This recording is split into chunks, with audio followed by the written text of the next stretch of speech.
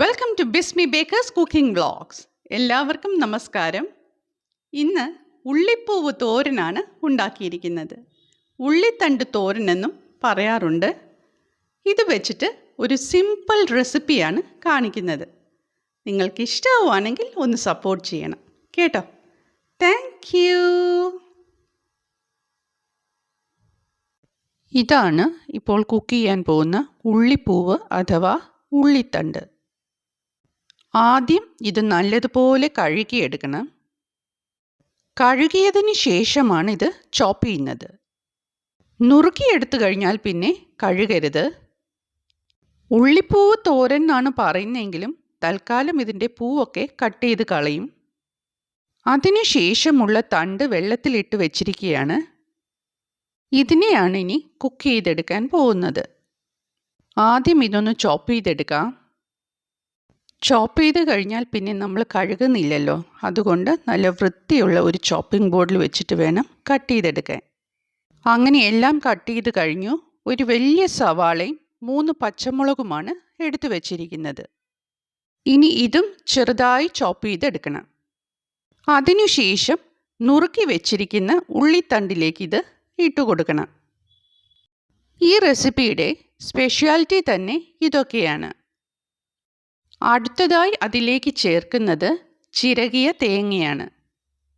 ആവശ്യത്തിന് തേങ്ങ ചേർക്കുക തന്നെ വേണം, എന്നാലേ ടേസ്റ്റ് ഉണ്ടാവുകയുള്ളൂ. ഉപ്പ് കൂടി ചേർത്ത് കൊടുക്കാം.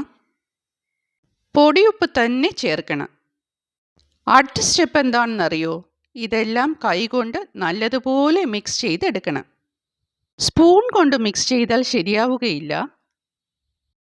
കൈ കഴുകി തുടച്ചതിന് ശേഷം മാത്രമേ മിക്സ് ചെയ്തെടുക്കാൻ പാടുള്ളൂ. കുക്കിങ്ങിൽ എപ്പോഴും വൃത്തി പ്രധാനമാണ് കേട്ടോ. ഈ തോരൻ ഉണ്ടാക്കുമ്പോൾ അല്പം പോലും വെള്ളം നമ്മൾ ചേർക്കുന്നില്ല. വെള്ളം തളിച്ചു കൊടുക്കേണ്ട കാര്യം പോലും ഇല്ല. ചുവട് കട്ടിയുള്ള ഒരു പാത്രത്തിൽ ഉണ്ടാക്കാൻ ശ്രദ്ധിക്കണം.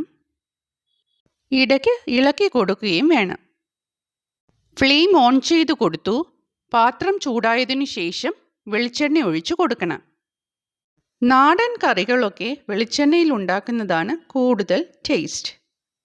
വെളിച്ചെണ്ണ നല്ലതുപോലെ ചൂടായി കഴിഞ്ഞ് കടുക് ഇട്ട് കൊടുക്കണം. കടുക് മുഴുവനും പൊട്ടിയതിന് ശേഷം ഫ്ലെയിം സിമ്മർ ചെയ്യണം. അതിനുശേഷം ഉണക്കമുളക് ഇട്ട് കൊടുക്കാം. പിന്നാലെ മിക്സ് ചെയ്ത് വെച്ചിരിക്കുന്ന സാധനങ്ങളൊക്കെ അതിലേക്ക് ഇട്ട് കൊടുക്കാം. നല്ല ടേസ്റ്റുള്ള ഒരു തോരനാണിത്. അടുത്തത് മഞ്ഞൾപ്പൊടി ചേർക്കാം. അതിനുശേഷം നല്ല ജീരകത്തിൻ്റെ പൊടിയാണ് ചേർത്ത് കൊടുക്കുന്നത്. ആവശ്യമായ കറിവേപ്പില കൂടി അതിലേക്ക് ഇട്ട് കൊടുത്തു. അതെല്ലാം കൂടി ഒന്ന് മിക്സ് ചെയ്തെടുക്കുകയാണ്. ഒരു കാര്യം ഓർക്കാനുള്ളത്, കടുക് പൊട്ടിച്ചതിന് ശേഷം നമ്മൾ ഫ്ലെയിം സിമ്മർ ചെയ്താണ് വെച്ചിരിക്കുന്നത്. നല്ലതുപോലെ ഇളക്കി കൊടുത്തതിന് ശേഷം പാത്രത്തിൻ്റെ നടുക്ക് ഒന്നൊതുക്കി വെക്കണം. ഫ്ലെയിം സിമ്മർ ചെയ്ത് വെക്കുകയാണെങ്കിലും ഒരു 6-7 മിനിറ്റ് കൊണ്ട് പെട്ടെന്ന് വേവിച്ചെടുക്കാൻ സാധിക്കും. ഇടയ്ക്കൊന്ന് ഇളക്കി കൊടുക്കേണ്ടി വരും, അത്രയും ചെയ്താൽ മതി. കരിഞ്ഞു പിടിക്കുകയൊന്നുമില്ല. ഒതുക്കി വെച്ച് കഴിഞ്ഞു. ഇനി അടച്ചു വെക്കുകയാണ്. ഇനി അത് സിമ്മറിൽ അങ്ങനെ ഇരിക്കട്ടെ. ഒരു 3 മിനിറ്റ് കഴിഞ്ഞ് ഒന്ന് ഓപ്പൺ ചെയ്യണം. അതിനുശേഷം പഴയതുപോലെ ഒന്ന് ഇളക്കി കൊടുക്കണം. മിക്സിങ് കഴിഞ്ഞാൽ പഴയതുപോലെ ഒതുക്കി വെക്കണം. അതിനുശേഷം വീണ്ടും അടച്ചു വെക്കണം. ഒരു 3 മിനിറ്റ് കൂടി അതുപോലെ ഇരുന്ന് വേകട്ടെ. 3 മിനിറ്റിന് ശേഷം ഒന്നുകൂടി ഓപ്പൺ ചെയ്യാം. ഉള്ളിത്തണ്ട് പാകത്തിന് കുക്കായി കഴിഞ്ഞു. ഇനി അത് ഇളക്കി പാത്രത്തിൻ്റെ സൈഡിലേക്ക് സ്പ്രെഡ് ചെയ്ത് വെക്കണം. ഫ്ലെയിം ഓഫ് ചെയ്യണം. തണുത്തതിന് ശേഷം മാത്രം കഴിക്കുന്നതാണ് കൂടുതൽ ടേസ്റ്റ്.